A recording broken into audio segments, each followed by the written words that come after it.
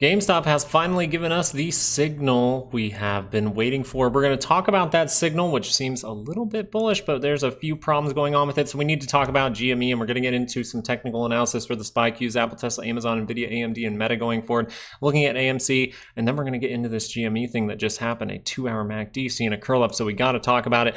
Let's start things off, though, by getting you guys some daily ranges for the SPY. The SPY right here, we'll just notice that the daily range for today kind of just held at it for the SPY. The Qs went above it, so we talked about that a little bit. But for tomorrow, we're going to have 547.63 to the upside, and then we do have 542.03 to the downside, which is right by the monthly expected move as well. So we can see some big support coming in at this level if we see some kind of downturn. So not a lot has changed, right? From this area, from since we've been seeing this pullback, ever since this crossover the MACD, we said, hey, we're in a pullback.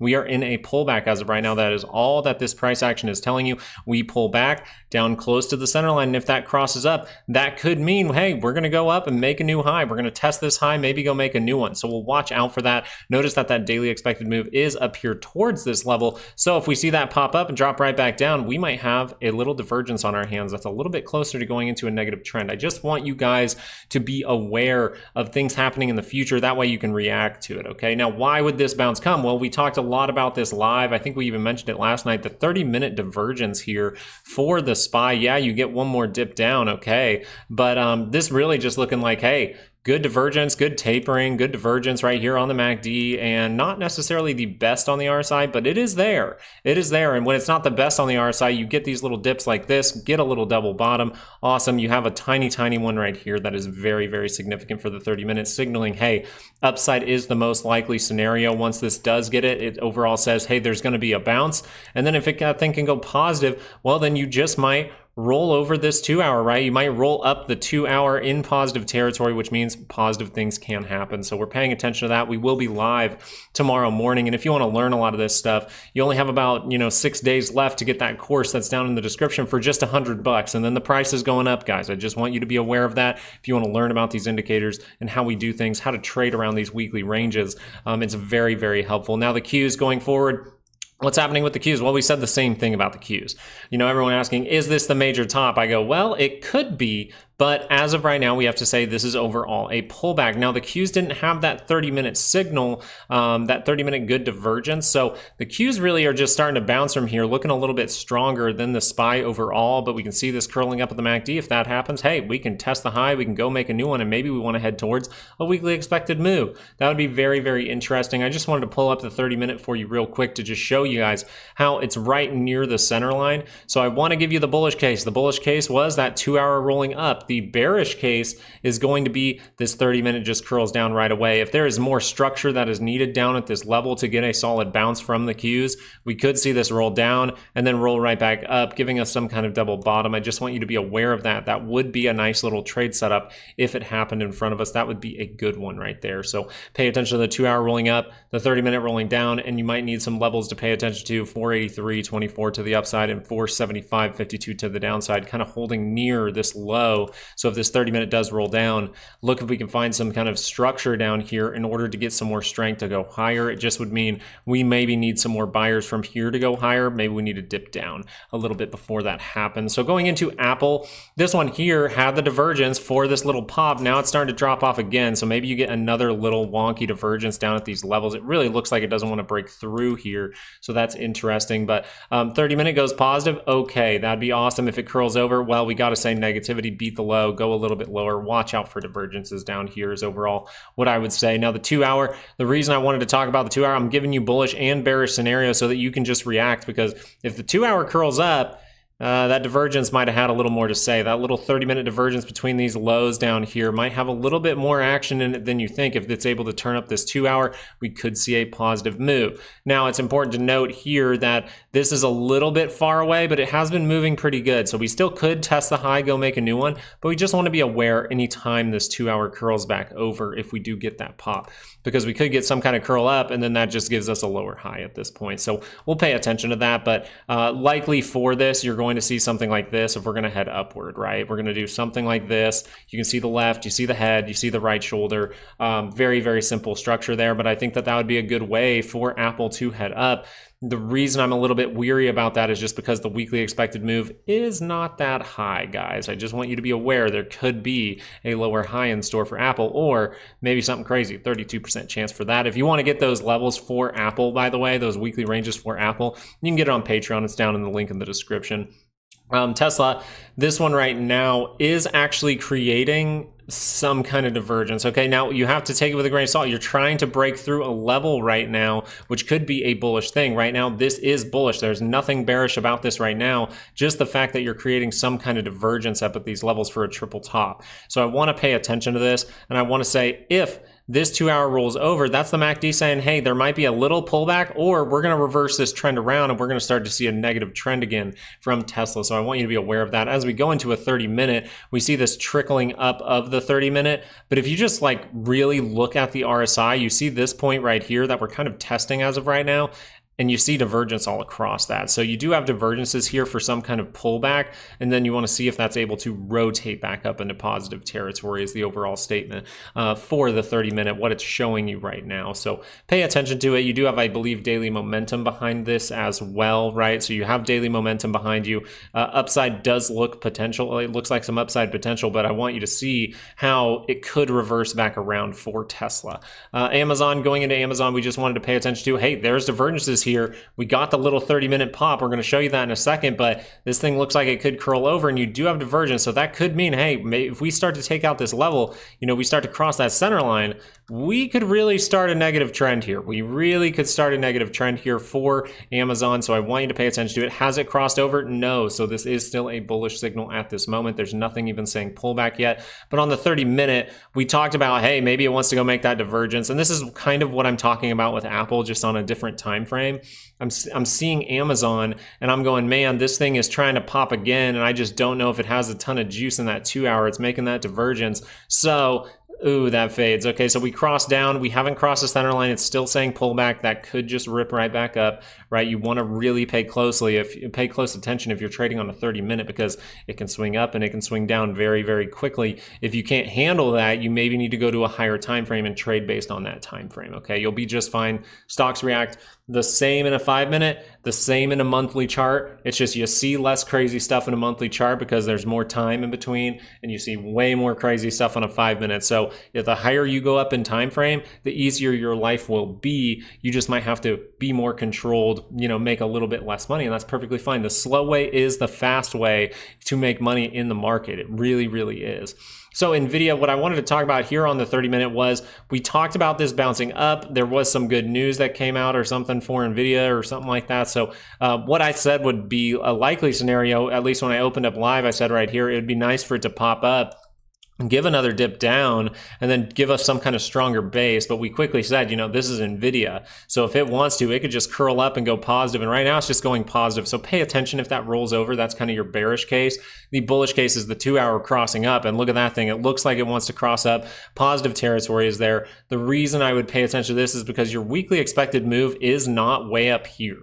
Okay, your weekly expected move is not way up here, so you have to pay attention to that and know that there could be some kind of lower high. Maybe another retest of this broken trend line or something like that could be happening here. So just watch out. If this 2 hour crosses up, if that crosses back down at any moment with divergence, right? With divergence or without it, you can go into a negative trend here for NVIDIA, and that would not be a good thing if you start to lose this level, because you're going to see hiccups on the way. You maybe get a bounce here, but inevitably, if you do start this negative trend, I believe you're heading down towards 95.63, and I just don't know if bullish people on NVIDIA can handle that. They've never seen the stock really go down dramatically. Just look at what the 3 days have really done to people over on Twitter when it comes to NVIDIA, saying I was robbed and things like that. With the previous day, they were tweeting all kinds of things like, I don't see why anyone wouldn't buy NVIDIA here, and then 3 days later, their tone really changes. So just be very careful with this 2 hour pop if it comes, because it doesn't have the strongest base. That can lead you into some kind of bigger dead cat bounce at that point, and if that just rolls over at any time, you have to be aware of it. You want to not get too cocky in any kind of trade. Now, what were we talking about with AMD? Well, this crossed over, and I said if we don't wick out or anything like that, oh, look at that, we wicked out a little bit. So we did cross over. As of right now, this has not crossed up, but did it go negative? It never went negative. If you zoom in on this MACD, look how close it was, and it never never went negative. That's kind of crazy to me, but the 2 hour can cross up. Hey, that's right back to positive. We break through this trend. That's going to be a good thing. The 30-minute is what I really want you to see here, curling up right, pretty close to the center line, still negative, right? Still just a contrarian bullish signal. But if that thing can go positive, break through this, you're probably looking at a structure like you get a breakout, you get a retest, and then you just go using that 160.83 level that we've paid very close attention to. So overall with this one here, it's just like, hey, yeah, there could be some kind of pop. And then I also just want to be sure that that's not rolling back over into negative territory. What I'd like to see from the MACD here for AMD, if it's going to go bullish, is to get some kind of strong move and then come retest somewhere around 160.83, right? Get this MACD to go up dramatically. That way, when you know it's a pullback, you have a lot of room. You have a lot of time to react, see that thing curl back up. I think that would be very good for AMD. Meta, this one here, solid 30-minute pop. That's a solid 30-minute pop there. No real big pullback yet, but you're not even overbought, okay? You're not even overbought yet. So can this go higher? Yeah, it can. It really can go a little bit higher, and then we'll see what happens from then on. As of right now, you're testing this key level. If we wanted to set up some kind of left, some kind of head, some kind of right shoulder, that would make total sense. So I wouldn't be chasing at this point. I'd really just say the MACD looks like it needs to pull down and curl back up for another swing higher, okay? That's what I would overall say to the bullish side, even though I do believe that it could just break through right now because it's not overbought or anything like that, even on a 30-minute. So looking at a 2 hour, the reason you got to be bullish right now is that thing crossed up, right? It crossed up right here. We said, hey, that's a bullish signal. Meta looks pretty good. We said that when it was down here towards 502. Boom, it goes all the way up. So it looks pretty good. We have weekly ranges for Meta on the Patreon, so you know exactly how high up they're planning to send Meta this week. You know exactly where that 68% zone is, and it's a very, very useful tool. If you need to learn how to use it a little bit better, if you're just trying to do these things with the SPY and the Qs and you don't know how to use them correctly, they can really, really help you out. It is one of the best support and resistance. It is one of the best profit-taking tools, and if you learn to trade around them, it can really, really give you an edge in the market, and that's what we teach you how to do in the course. It's $100 only for the next 6 days, so I'm really going to encourage you guys to grab that. As we look forward, we need to look at AMC. Okay, AMC, big pop at the end of the day here.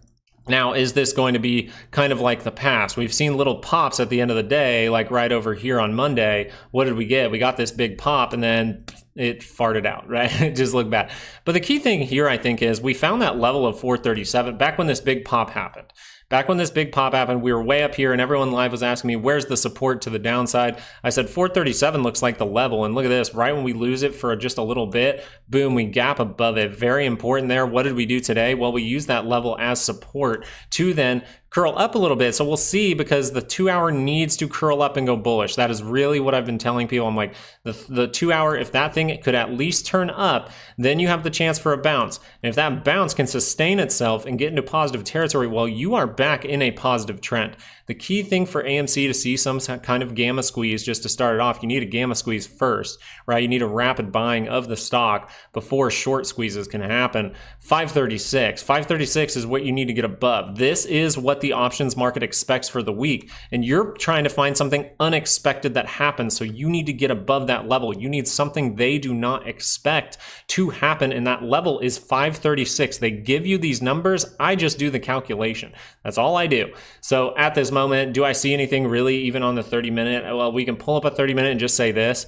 It's still negative, but you got a little divergence at the end of the day. If you were really paying attention to this around, what is this, 2 o'clock? 1 o'clock, if you're paying attention to this around 1 o'clock, you had divergence right here, boom. Now, the reason I'm not posting these divergences too much on Patreon is just because I believe this stock is fought against. I believe that it has a short seller problem, and therefore they are forcing the stock down so they could easily make moves like this so that you all buy calls and then boom, they just rip that money away from you. So I'm not going to be posting these things too much on Patreon. It's more just you need to be aware of it, know how to use the MACD, and then you will be just fine, because you'll be seeing these signals without my help. And that's the overall goal here, is to make you a better trader, right? And so that's the goal of the course, is to show you really how to get good and find these type of things, okay?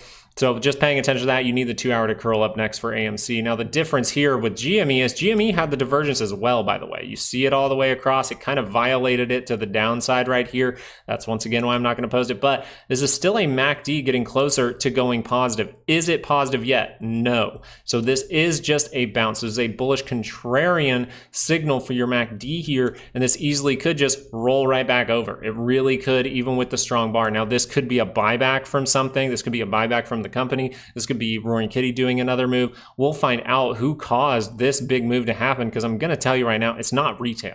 This is not retail making this happen. But the big thing for GME is the 2 hour. The 2 hour was able to curl up. Now, take it with a grain of salt. It's far away from the center line, but this is the start of something. It is the start of something. Are we going to see the rig move down again? Are we going to see it force down again? Or are institutions going to force this thing up, cross that center line, and we're going to be go time? Because the last time that we curled up on a 2 hour when we were down at these levels, okay, was way back here. We saw a big gap up, and guess what? That got pushed down. And then guess what? We never turned back down on a 2 hour until way over here towards 28. So over here it said, hey, I'm curling up at $23.36, and over here it said, okay, I'm curling back down at $28. That's a $5 difference. If you just did that alone, you can make money in these moves, and you're seeing that signal right now a little bit higher up than last time, so you're closer to positive territory now. You have a smaller expected move, and this is what I was trying to get people to understand. I kind of said this on Twitter.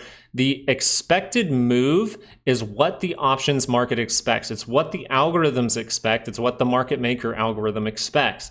If you start to move outside of that, the algorithm will react, and if more calls start to come in, you could see some kind of gamma squeeze. Okay, if you see rapid buying and you get above this level, this is where you see crazy unexpected things happen. So 27.79, the fact that this is not way up here like it was last week, and it's actually down at lower levels, it's a smaller range, is a good thing. They're not expecting as much volatility in the stock.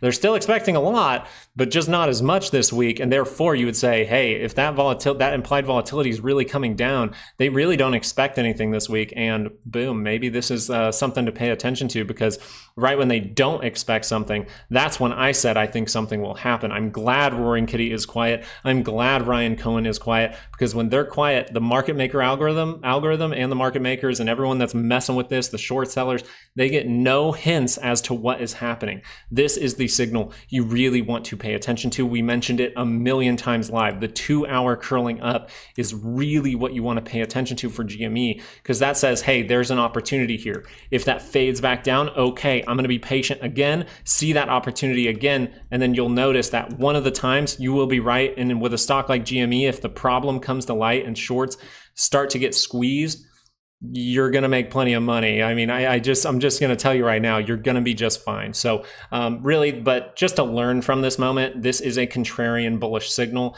You need to cross that center line to be back to bullish. That is very important. The level you're trying to get above, 27.79. Okay. And then the next thing, the next check mark is going to be the daily curling up, by the way, just so you know. The next check mark is going to be the daily. We said this live. I said there needs to be a move from GME and AMC in the next 2 to 3 days, because if this thing starts to go negative, that means that this is starting to die out fast. So pay attention, see if we close above these moving averages. Hey, maybe we even gap up tomorrow. We will see. Okay, going into the dollar real quick. I just wanted to show you this because this behavior was interesting throughout the day. We overall said that there was some insider buying happening this morning before the open. Okay, so that's why we were saying let's pay attention to this divergence a little bit on the SPY, because there was some buying happening before the market open. As the market started to open, boom, we see that selling come in. Hey, this could be some institutions. This could also be just retail doing this, and then we see some buying once again. So we'll find out what's going to happen with this. As of right now, what are we doing? We're trying to hold below that level of 105.65. We do not want to get above there for too long. The longer that the dollar keeps the difference between the SPY, the worse that the crash will be. I'm just telling you right now, that is how it works. That is definitely how it works. All right. The VIX, what do we notice here? Well, the 2 hour curled down. This tells us, hey, positivity. So the reason I was like, yeah, people are still saying some bearish things, and I just go, well, the volatility is still not popping, right? It's creating that divergence on the 30-minute, right? We saw the divergence here, and we just said, hey, it looks like volatility is about to drop off, and it did. So the bullishness did end up coming in, and I think that SPY might just turn up. We'll have to see what happens with tomorrow morning. But it looks like volatility is starting to die off a little bit. What we'd like to see is probably just a 2-hour curling back up. And right now you're at the center line. So if you're expecting some bearishness to come into the market, you got to turn around that volatility like right now. So just pay attention to it. Let's look at TLT. We haven't looked at TLT in a minute. I'm trying to get through this stuff fast. You guys, I'm very, very busy lately. So I'm trying to just do these all in one shot. It's kind of difficult. Usually I get to review in between and remind myself of what I want to talk about, but I'm trying to do it in one shot here. So hopefully you appreciate it. The 2-hour curling up. The 2-hour curling up, we talked about the structure, the very obvious structure right here that is forming. And you just notice that even that wonky trend, you see we've broken out of it a little bit here. So we could head higher. That means those yields could come down. All right, so we're paying attention to this. The main thing for confirmation that we need, that 2-hour to curl up. If that 2-hour can curl up here, you have a chance for a positive move. How positive will that be? Well, we don't know, but I do know this weekly has crossed up and is trying to go positive. So I think a big positive move could come from TLT at any time. So we'll pay attention to that. Now, if we go look at a 2-hour though, or a 30-minute, I'm sorry. If we go look at a 30-minute though, the opposite side of the spectrum because you got to know the bearish case too, guys. You always have to know both cases or else you're just not going to be able to react and you're going to be convinced something has to happen. If the 30-minute curls over, there is no way that 2-hour is curling up. That's all you need to know. So the 30-minute, that curls down. Okay, bad news for TLT. We're going into some kind of pullback that could lead us into a negative trend. But if the 2-hour curls up, we could very well see more positivity as we have consolidated for some time in this little area here. So that's pretty much the overall video for today. I believe the main takeaway here is GME and AMC, well, GME at least has given us that 2-hour crossing, which is a very important signal to pay attention to, okay? That's what we've been overall saying for the past, ever since we curled back down on that 2-hour, we were like, hey, watch for the 2-hour to curl back up. And if that thing goes positive, you got a good positive move coming. So we'll pay attention to it for now. And then in the overall stock market, we just want to say, hey, there still could be upward moves. We just want to watch out for things like NVDA getting those lower highs, for Apple getting those lower highs. Pay attention to when stuff is rolling over. In this type of environment, we don't have to go make new highs. We can, but because of these weekly expected moves, if we start to see upside too fast, we can just see a rug pull when everyone's expecting new highs. So pay attention to that. Trade like water. Thank you guys so much for watching. Thank you for liking, subscribing. You guys are fantastic. I look forward to seeing you guys early in the morning. I will try to be well rested. I've been very, very busy. I will try to be very well rested so we can talk about some stocks tomorrow in the morning. I know there's some crazy stuff happening, MLGO and Rivian now seeing a pop and stuff like that because of Volkswagen or something. So we'll pay attention to that stuff. But I just really want to say thank you. I hope you have a great night and good luck with your trading the rest of the week. Peace.